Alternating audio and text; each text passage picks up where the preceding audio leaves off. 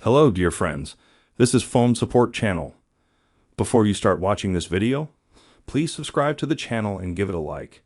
And also write your feedback in the comments if this video helps you, or if you have any questions. Thank you. In this video, I want to show and tell you how to delete a repost of a video in TikTok. For example, you click on the share button when you open this video. You have made a repost. In order to delete that repost, you need to go to your profile. You click on this button, and here you have all the videos that you reposted. You click on that video. You click on the share button again, and click remove repost. Now you can exit out of here. You refresh the page, and you see that that video is no longer on the list. That video is gone. You can do the same thing with this video. I do the same thing, and the video is deleted. As you can see, this is a very simple and quick way.